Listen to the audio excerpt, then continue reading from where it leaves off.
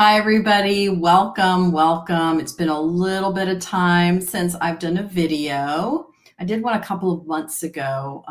By the way, I'm Rita, and welcome to Real Talk with Rita.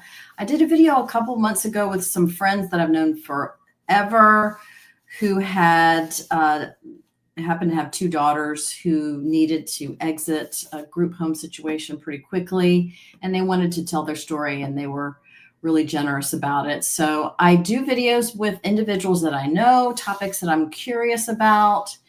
And thank you so much for joining us today. This is another topic that I am very curious about. So I hope that you are too. If you're watching this evening, if you would pop in the chat, if you'd like, we invite you to do that, where you're watching from. Where are you watching from this evening? And thanks so much again for joining us. Tonight's topic, again, is something that I'm curious about. So some of you all know that I'm a parent. I have two adult sons with autism, and they were diagnosed very young. I'm age 2 and age 3, and I've worked in the field since the early 2000s in the arenas of advocacy and training. And so I'm very familiar with training. I developed trainings on early detection of developmental disabilities, detecting autism and other disabilities at a young age, very young age.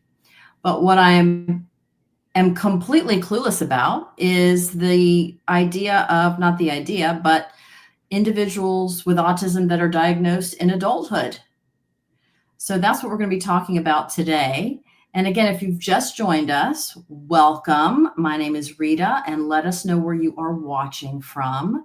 The only rule that I have on our live videos, because I actually prefer doing live videos rather than recording them and you watching them later, is just be kind. That is the only rule that I have. If you have a comment or question, etc., just be kind. Okay. So again, our topic today is autism, but diagnosed in adulthood. And I'm very fortunate to have as a guest, welcome everybody, Martin Guldner. And Martin, hello, Martin, how are you? Hello, everyone. Thank you. And we were going back and forth this weekend because the part of the country that we live in actually had a bit of a snow event, a small snow event. And Martin's power was out yesterday. I'm so grateful that the power company was able to, they came through and we were able to have the interview this evening. So just know that very happy to have Martin today. Martin is 49 years old and has been working in the field of real estate tax data for the last 8 years. For the last 7 years, he's volunteers on the weekends as a disaster services duty officer with the Georgia region of the American Red Cross. Martin is a volunteer member of the Marcus Autism Center's Neurodiversity Task Force. And this past summer, Martin started working part-time as a community operations assistant at Connections School of Atlanta, a neurodiverse high school and transition program. So welcome so much, Martin. Welcome. Thank you. How are you? I'm glad. I'm actually, I was kind of like on pins and needles on whether or not we were going to have this because my power was out for a total of 13 hours from when I found out that it finally was reported and it finally was restored yesterday. And so it happens. Yes, I go with the roll of the dice because I actually was co-hosting a lunch and learn with the Marcus Autism Center. And because of Hurricane Helene, we end up canceling and had to reschedule with my co-host 2 weeks later. So it happens. It does. That's the part of being a Red Cross volunteer. When disaster happens, you just roll with it. That's right. That's right. So luckily everything worked out. And so again, a topic that a lot of people may be curious about, myself as well, in terms of your experience is at what age did you receive an autism diagnosis? And by the way, thank you for talking to us about it. You're going to help lots of people today.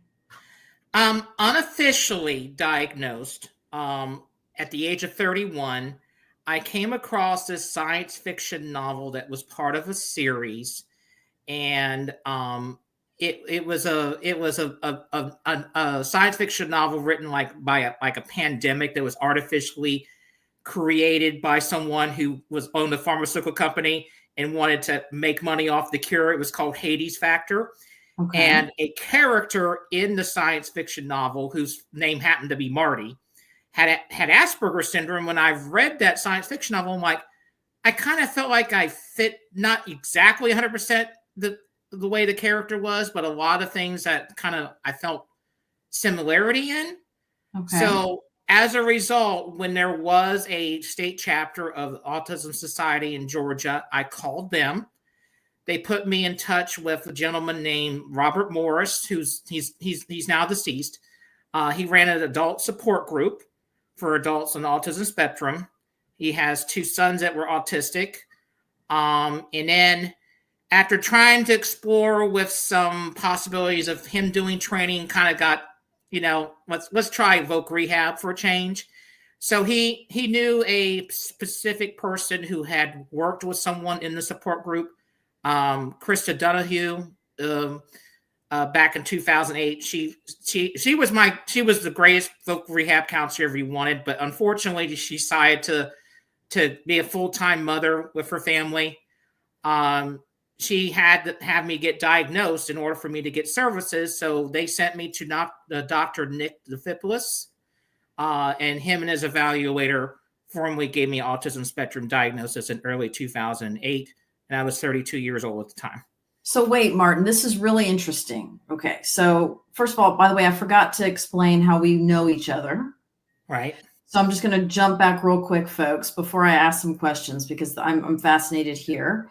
Martin and I met because I was convening a legislative advocacy class in the state, in the city where we live. And so Martin was a part of that class. And so I got to know him through the sessions and going down to the Capitol, et cetera. So that's how we know each other.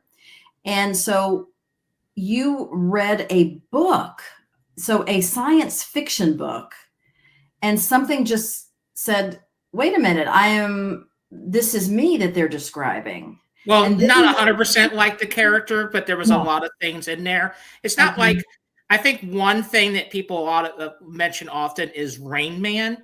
I remember watching the movie Rain Man, but believe me, if I could count cards and play I play a little bit of blackjack. If I could count cards, I'd probably be a multi-millionaire playing blackjack. So I didn't quite fit the characteristics of the character in Rain Man. But when I read this science fiction novel, I was like, you know what? I kind of felt like I felt a lot of these characteristics. And that's when I reached out to the Georgia Autism Society at the time, and it got me in touch with Robert Morris. And then eventually, for his connection with Krista Donahue at Voc Rehab, I've got my official diagnosis. So vocational rehabilitation, which is available in all across the U.S., they're the ones who actually help you get the diagnosis. Yeah, I mean, I don't know if that's unusual, but he got me in touch with a person, Krista Donahue, who had been a caseworker with someone else in the support group.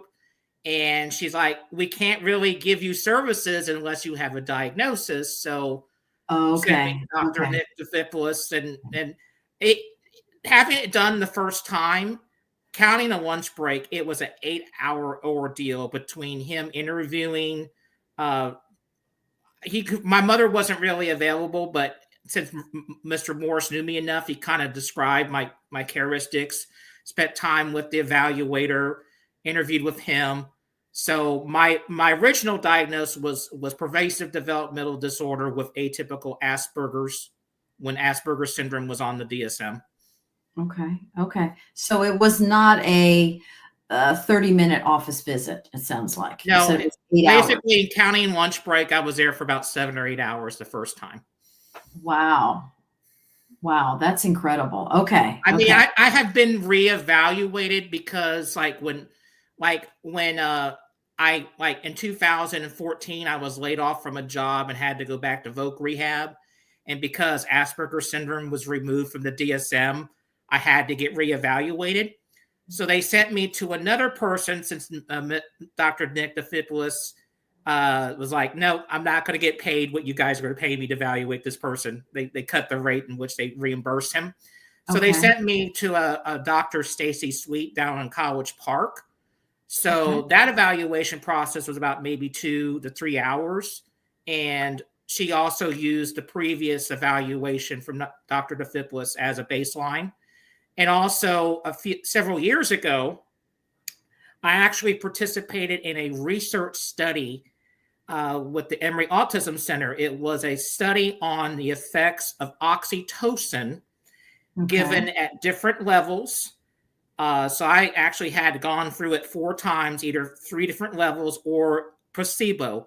And even though I had an autism diagnosis, I had to go through their own version of autism diagnosis in order to qualify for the study. And they also had to interview a family member. And since my mother had then passed away, one of my mom's sisters, my aunt, the oldest of her 3 sisters that was still alive, did the family portion of the interview in order to qualify for that study.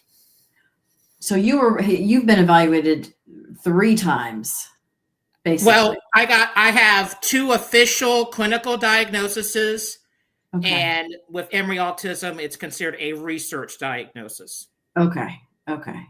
So then what was your life like before you knew you had autism? Well, I'll answer that in 2 parts. First, I'll just go general overview of my family life outside of autism. So, my mother was married and divorced before she met my father. So I have an older half brother from my mom's first marriage. I was actually born one day before his 18th birthday. And I was born one day after my hometown team, the Cincinnati Reds, won the 1975 World Series. And grew up in a suburb of Cincinnati, Ohio. My mother was a stay-at-home mother. As a result, she had for several years been a secretary, what we now call a personal assistant, and she developed carpal tunnel syndrome as a result of her years being a secretary and had to have surgery to get it corrected. But unfortunately, the surgeon made a mistake in the surgery, caused her not to be able to work anymore, and she herself had to get on Social Security disability. So as a result, she just ended up being a stay-at-home mom. And my father was a tool and die maker machinist. And up until he died in October 1985, a heart attack, he had worked 15 years at an assembly plant of General Motors. Okay. And then my father was in his spare time when he wasn't working, was building a house that was not completed. So when he passed away, we had to find someone to help complete the house. And my mom hired someone who was referred to us from my godparents. And then my father's father had passed away before I was born, so never knew him. So so when the house was completed, my older half brother moved in with us. He lived in the finished basement. He worked worked for the post office in Ohio. And my mother's father died a few months after my father did. And my grandmother ended up moving in with us. She lived there for about 2.5, 3 years before she finally passed away. And then my father's mother passed away. And then fast forward, my mother ended up dying in 2008, developed COPD from smoking, went into the hospital, got an infection, ended up being on a ventilator for a year before she died. And my older half brother, Daryl, he unfortunately passed away in 2020, went in for diabetic foot wound surgery just as the whole world was shutting down from the COVID-19 pandemic. Couldn't go visit him while he was recuperating nursing home, and he died of a heart attack.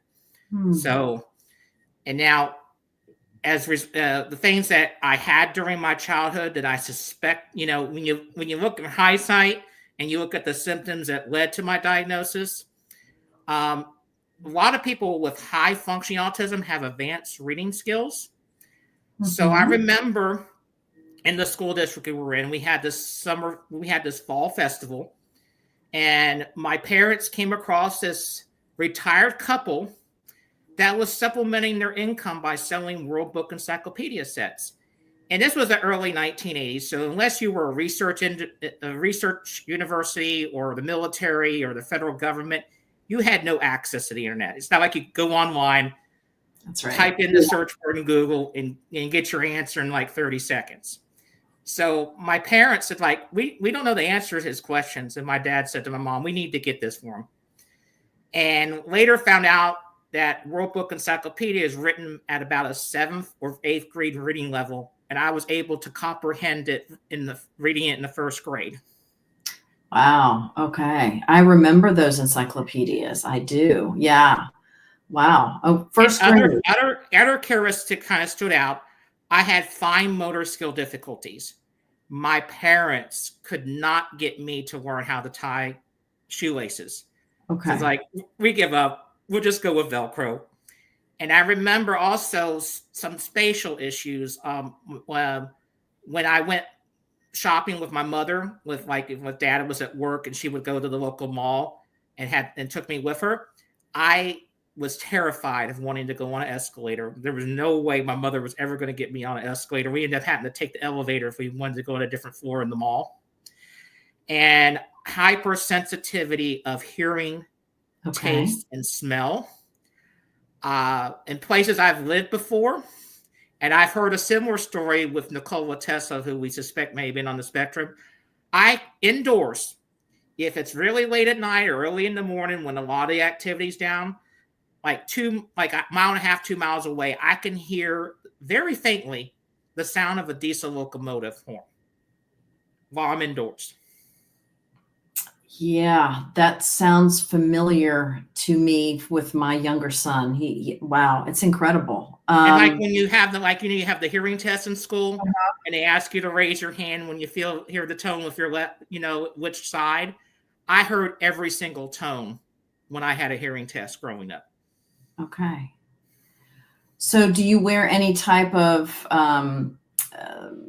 earplugs, or are you just able? No, I mean, it's not like I have like really, really bad issues, but I never was a person that went to like rock concerts or clubs because I just could not stand the loud music. And I also have very, very, very good taste buds. I remember one time when I was in community college in Daytona Beach, I participated in this psychology experiment these students were having.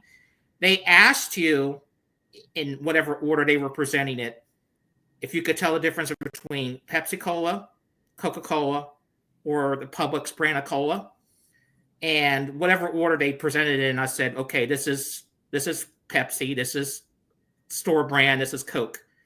And they told me I was the first person that had tasted them that got it right. Okay. Wow. So, and that was when you were a teenager? No, that was when I was an adult in community college after I graduated from high school. Yeah, you just said that. Okay. So hypersensitivity with hearing and taste, smell. Smells as well. Okay. And my mom always told me all you had to do was point at me and I was kind of ticklish. So a little bit of sensitivity and touch too. Okay. And so then after you got the diagnosis, what was the difference then? Well, actually, before I was officially diagnosed, and I met Robert Morris, and kind of like he suspected it from when he interviewed me, because like he would ask me questions about, my mother and my father. Mm-hmm. And typically, autism traits tend to present themselves if both parents have them and they end up getting married and have, kids. So when I was unofficially diagnosed, I actually broke down and cried because I thought what I had going on with me during my childhood was me. Then I realized I'm part of a group of people that have similar issues as me. So then it was a relief in some way, wasn't it? Yeah. Wow. Okay. Is there anything else you want us to know about your family? not really. Like I said, like when Robert Morris interviewed me and it was asking me about thicker things about my parents, my mother had one of the jobs she had was purchasing department in Kroger because Kroger's based in Cincinnati, area where I'm from. She worked in purchasing, so her coworkers were kind of lazy. They didn't want to. They didn't want to find out, like, okay, like what company made, say, the potato chips or the pretzels or the soda that had Kroger's label on it. My mother just had it entirely memorized. She said, okay, Wise makes the potato chips, RC Okay. Cola makes the soda. And then when he asked about my father's traits, my father was a tool and die maker and machinist. And when on the weekends, sometimes I would go there when he was building the house. Mm-hmm. And my mother jokingly called it the shack because it was like, it's unfinished. What is it going to finally be done? And there'd be times where he would be standing there for seemed like forever, thinking about what is the next step that he's going to do in progressing with building the house. So those type of things that when he asked me about my parents, kind of like, having those characteristics of very good long-term memory, kind of thinking, be more of a visual person, having some time to think and process information.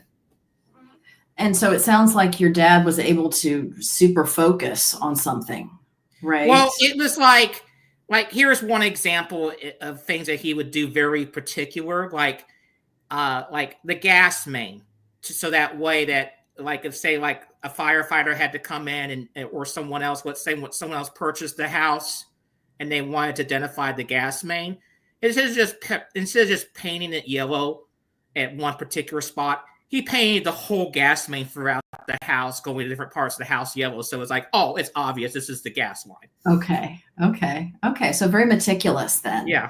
Yeah. Okay. So those of us that are parents, maybe we need to do some self-reflection, right? But anyway, we'll save that for another You conversation. basically get it from the parents. It's inherited. Yes. So you have been really interested in advocacy. And can you tell us a little bit about what the experience has been like for you to advocate for yourself? Well, I've probably in the last 2 years, I've been like where I've been most involved in advocacy, but I can give you like some examples from the past where in stages and it just slowly progressed. Um, I think one thing a lot of students, regardless if you have a disability or not, is dealing with fitting in, making friends, and being bullied. Hmm. So my mom finally decided we were going to move from Ohio to Florida, put the house up for sale. So we end up moving during my freshman year in high school and moved to Daytona Beach, and went to Seabreeze. I started off transferring as a freshman at Seabreeze High School in Daytona Beach, and having it to where, like if you get bullied, you defend yourself. And just because you're defending self, you also get in trouble. So you get into like after school, punishment because you've defended yourself. Like And things detention, just got right? so They call it bad, I just didn't know how to deal with it. So I got fed up one day after having a 30 or 32-gallon plastic garbage can thrown over the lockers, a row of lockers in the boys' locker room during gym class when I was changing, and it had a big knot on the side of my head that my mother had to take me to urgent care center. So I actually called in to to the local radio station. They had like I don't know, about 1 or 2 hour block where it was just local talk, like local issues. And I told them what happened and all the other things that went on. So it turns out that my high school principal at the time, Jim Curtin, who has since passed, his best friend happened to be listening to the radio show that day when I called in. And the next day, we were having a conversation in his office, and we had to make sure there was nothing else ever happened again. And I had one more incident in which someone ended up assaulting me, and I filed charges with the school resource officer. And because he wanted to go in the military and juvenile records are seen by the military, we end up having an out-of-court settlement to where he had to get some counseling and go on some medication to help control his behavior. Okay. After I got my HUD housing, I'm in HUD Section 811 housing for people with disabilities. Was in a place, maybe not the worst place. I mean, I've heard stories worse than the conditions in my housing, but the conditions were kind of bad, pretty bad. So advocating for the conditions of my housing, and I wasn't the only person. There were other people, pretty much living through the same thing. So one time, the complex that I lived in before where I live now actually was getting paid to have a movie filmed, Bad Boys for Life. It was being filmed at the time in Atlanta. So they were getting paid some money for using the complex. They actually had the back repainted, put up fake palm trees to make it like it was Atlanta and not make it look like it was South Florida instead of Miami. So I actually stood out on the sidewalk with a sign about the living conditions, and the film crew was coming in and out with buses, and maybe even some of the actors. So I actually was threatened to be evicted because I was demonstrating about the living conditions in the apartment complex. Wow. That took some guts, Martin, to Oh, do yeah. that. Well, first of all, I was Because, telling wow, the truth. that's pretty And bold I to was do. doing it on a public sidewalk. So I was like, it's the public sidewalk. I can Yeah. protest if I want to. That's great. That's great. And then there was another time. Did it get their attention? Did it get their attention? Yeah, it did. And there was another time because my housing program goes through a state agency, the Georgia Department of Community Affairs. There are some people there that are on a Section 8 voucher that comes from the Atlanta Housing Authority. There was another case in which someone had violent crime committed against someone who lived there and they didn't have to be there at the time. So I was like, there's some safety issues here. So I actually contacted the Atlanta Housing Authority and told them what happened. And shortly time after that, they saw me. And they knew I wasn't afraid to bring up stuff after what happened previously. And as a result of what happened, that person actually was evicted from living there because he had some involvement in criminal activity for what happened there as a result. Gosh. Okay. So advocacy has been a part of your life for a while. Yeah. You have to live in safe health conditions with your housing, and it's not only you're only paying a portion of your rent to live there, you're paid to live there, but it's taxpayer money. That's right. You want to make sure that taxpayer money is being used in your place is safe. And then after this happened, it used to be the nonprofit that owned that complex and a couple other apartment complexes had our project-based voucher for me and other people that were in the same program. And then later on, Caring Works took over. They took over in the summer of 2019, before we had, everything happened with COVID-19. And then I had a situation that in my building went without hot water for 6 weeks. So what I did, having that taken care of, and them coming out and actually they did an inspection of all our units, and we had a meeting shortly after in early 2020 that we were going to be moved, and then COVID-19. Everything shut down in March, middle March. So us getting moved got delayed. So I finally got moved to where I'm now a little over 3 years ago. So it kind of got delayed as a result of social distancing from the pandemic, but it eventually happened. Me and everyone else end up getting moved somewhere else. And in the process, the place actually was sold to someone who promised better conditions, but our transitioning process of living there, moving to other places had already started by the time that transaction actually happened. Well, I'm glad that worked out. It sounds like it was definitely a journey, and COVID-19 surely did not help that situation at all. But employment and housing can be challenging for autistic adults. what have you learned? I mean, you just gave us quite a bit of background on the housing side of things, but what about employment? Is there anything that you'd like to share with folks on either the challenges that you've had or some of the jobs that you really enjoy? Honestly, even though vocational rehabilitation did play a role in like helping with getting employed, like for instance, most people don't realize that if there are 6 different categories and having a disability is one of them in which someone can actually get a federal tax credit for hiring someone. So one of the things Voc Rehab helped with employment is they help your employer in filing for that federal tax credit. And another thing they do is job coaching. So pretty much my current job, my full-time job in real estate tax data, a job I had for 3 years being a dishwasher and a prep cook at a friend's restaurant. It was a Blue Moon Pizza. Kelvin and Mandy Slater were the owners. They end up adding business partners, and they have since sold it. Now they own other restaurants in the Atlanta area under the company Slater Hospitality. So I knew him from being in the men's prayer group at Buckhead Church. So I eventually got laid off from it. And then my current job in real estate tax data, I actually started with a friend of mine who owned another business because his business got purchased in early 2021.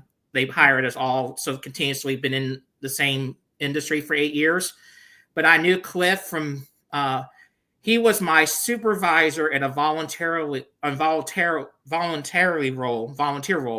Mhm. at the Buckhead Church's parking team. So he first hired me as a contract employee part-time, and then like 5-6 months later hired me full-time. So that's how I got my full-time job, was the fact that he was a friend of mine. And then my part-time job at the school, I took 2 weeks off of my job PTO to kind of like explore different things and volunteer there for a few hours during over 2 weeks. So that led to me having part-time job there. So even though Voc Rehab did play a role in helping getting the job, it was knowing people, That's right. volunteering, being friends with people where someone gave me a chance to be employed. So the networking Because piece is yeah, important. Yeah. because when I first moved into my HUD housing program almost 14 years ago, my housing caseworker that I was assigned to, like within like, I don't know, about 1 or 2 weeks of moving in, one of the first conversations he had with me is like, let's have you apply for a Social Security disability check, which at the time, I would have got only $700 a month. Mhm. And I knew I was capable more than $700 a month. My main issue was having a stable roof over my head after I had an issue with someone taking advantage of me in a business situation that caused me to become homeless.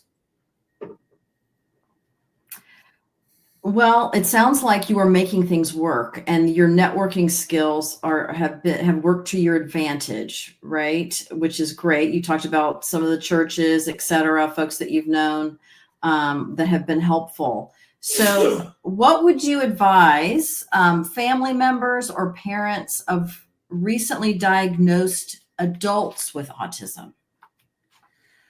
Well, to touch base on what you said about the employment, I think one thing about the employment is having your child have interests, like explore their interests. Like most people don't realize, like volunteering is a way that you can network and do things like if your child's interested in like say like with animals, doing something like volunteering at the Humane Society or other type of things. And some of these roles you have to be probably of like maybe 16 or older. I don't. You have to see what was the age limit based on because of safety issues. Now, when you were saying about recently diagnosed, I would say it's important to know, first of all, to get a diagnosis, because if you suspect your child is on the spectrum, there's services your child is not going to get unless you get diagnosed. Like I mentioned, Voc Rehab, I wasn't going to get the services unless I had my diagnosis. So if you suspect your child is on the autism spectrum, make sure he or her gets a diagnosis. Matter of fact, there is one student at my school that she did not get a diagnosis until the age of 7. When I was at Walt Disney World during the summer, I was wearing this button that said I'm celebrating, and I had written down there below starting a new job at the school. And I met this young woman in the Walt Disney World College program. Her name was Elaine, which happened to be the same name as my godmother. Suspected she had autism. The only way she could get a diagnosis was her mother had to pay for the diagnosis. So I really don't know her story, but it, first of all, is getting the diagnosis. And then having your child be able to explore his or her interests, because liking what you do is important. Because, you could just have a regular 9-to-5 job and it makes the money, but enjoying what you do is the main thing. Absolutely. And when you were also, I would say that'd be the main point, is getting the diagnosis. And also, don't let someone else, the example of me being told all I was capable of was a Social Security disability check. Don't have someone say what your child can't do. And the same thing, don't limit your child of what you think he or her can do. I mean, of course, you have to make sure they don't do things that are inappropriate or get injured, but just let your child be able to explore what their possibilities are. Absolutely. Well, that is excellent advice. And Martin, thank you so much for telling your story today. And I want to thank everyone that is watching live or on demand later. Thank you so much for your interest in this topic. And Martin, you have a wonderful rest of your evening. I chuckled a couple times because my son was knocking on the door very loudly. So he's ready for me to move on to other things as well. So we'll keep the interview short this evening, but thank you so much. And also, don't forget, there are several resources I sent Rita. Absolutely. Okay. Yes. That are posted on there. If you look below the video description or embedded in the video description, Martin is offering quite a few resources for folks. So check those out. Again, that's under the video in the actual video description. There are multiple links and names of organizations. And also some Red Cross links to make sure that your family is safe from disasters, and first aid, CPR, and swimming lessons. Absolutely. So thank you all so much. Thank you, Martin, and have a wonderful evening, everybody. Bye-bye. Thank you. Good night.